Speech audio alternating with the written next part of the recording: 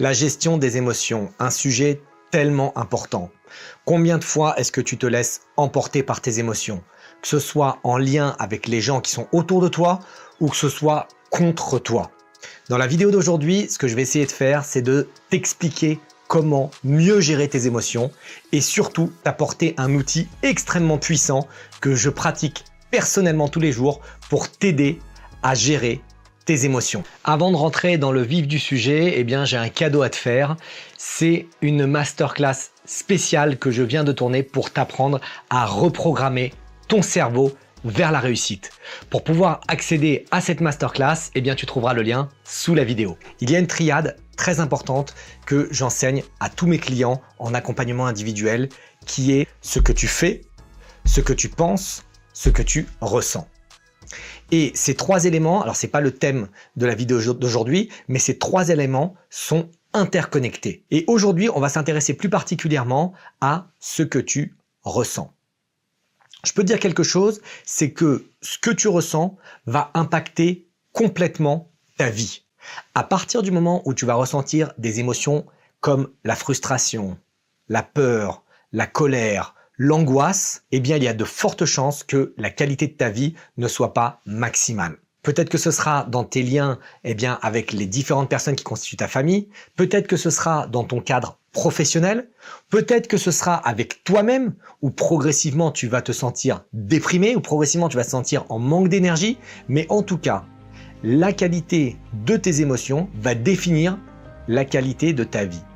Et à l'inverse, lorsque tu as des émotions comme la joie, le bonheur, la satisfaction, il est sûr que ça va impacter positivement ton entreprise, que ça va impacter positivement ta vie personnelle, que ça va impacter positivement tes relations avec tes amis, avec ta famille, avec tes enfants. Donc, c'est fondamental d'apprendre à contrôler ces émotions et d'apprendre à les identifier. La première chose, c'est l'identification des émotions. Ça, tu peux directement le faire. C'est quels sont les types d'émotions que tu ressens sur une semaine. D'accord? Est-ce que tu es plus enclin à ressentir des émotions que j'appelle des émotions de construction, des émotions aidantes? C'est les émotions de joie, de plaisir, de bonheur, etc.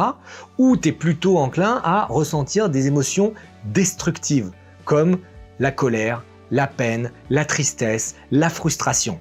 Ok? Note-le. Et si jamais tu as du mal à être conscient de ce que tu ressens, à partir d'aujourd'hui et pendant une semaine, note tes émotions. Prends-toi un petit carnet ou prends-toi une application dans ton téléphone et note. Deviens conscient de ce que tu ressens puisque ce que tu ressens va influencer grandement tes actions.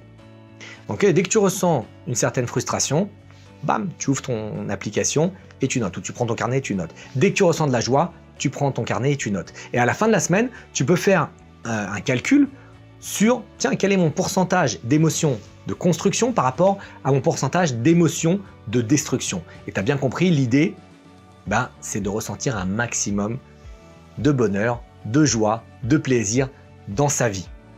Alors évidemment, le fait d'être tout le temps à 100%, ça n'existe pas. Mais quand il y a un déséquilibre, surtout vers les émotions destructives, ça va vraiment te gâcher la vie. Alors maintenant, j'aimerais te parler de cet exercice qui est extrêmement puissant et qui est extrêmement simple, mais qui te permet de focaliser ton attention sur quelque chose qui va t'apporter des émotions positives.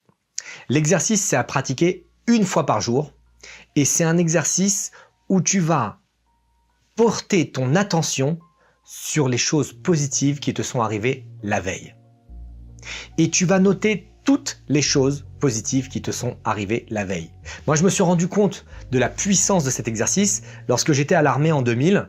Et je me rappelle très bien, on faisait une semaine entière sur le terrain, donc à dormir dans des tentes toutes pourries. On était à manger des rations de combat.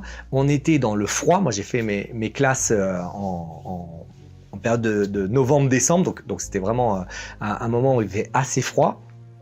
Et j'avais été voir mon commandant un jour et je lui dis je commence à me plaindre, j'ai froid, j'ai mal, j'ai machin, etc., etc. Et il me dit Ayash, sois heureux parce que tu es vivant. Tu vois, c'est exactement l'exercice que je te propose de faire. Ça veut dire, au lieu de développer de la plainte, il me manque ça, et il me manque ça, et il me manque ça. Au lieu d'être dans la vision du monde de ce qui te manque, eh ben, je te propose d'être dans la vision du monde de ce que tu as. Et alors au début, tu peux peut-être te lever et commencer à rédiger.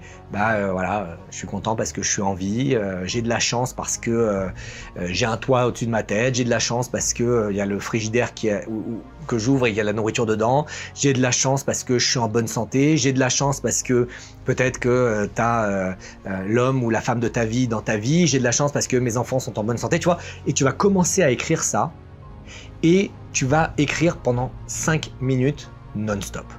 5 minutes. Et tu vas recommencer ça tous les matins. Pourquoi? Pour reprendre le contrôle sur ton cerveau de ta façon de voir les choses. Et à partir du moment où tu reprends le contrôle sur le cerveau et tu commences à développer une nouvelle façon de fonctionner, eh bien, il va se passer quelque chose. Le problème, c'est que les gens n'appliquent pas les conseils que je leur donne. Ou alors ils l'appliquent, mais une fois et après ils s'arrêtent. C'est la même chose que si tu commences à pratiquer le Krav Maga par exemple, tu fais un cours et tu te dis non, c'est nul, je sais pas me défendre dans la rue. Ou alors tu vas pratiquer la musculation, tu vas une fois à la salle faire une série de 10 pompes et tu dis non, ça n'a rien changé, j'ai pas plus de pecs ou j'ai pas plus de force dans les bras. C'est exactement pareil avec ce type de travail. Pour pouvoir voir des résultats, il faut faire ce travail régulièrement. Et régulièrement, c'est tous les jours, 7 jours sur 7, pendant 5 minutes, tu vois, je te demande pas grand chose, et sur un temps au moins de 30 jours. En général, quand je travaille avec mes clients, je leur demande au moins 60 jours, parce que c'est le temps plus ou moins d'application d'une nouvelle habitude. Mais si tu fais déjà pendant 30 jours, 5 minutes par jour, ce type de travail, je t'assure que tu vas avoir des résultats incroyables dans ta vie.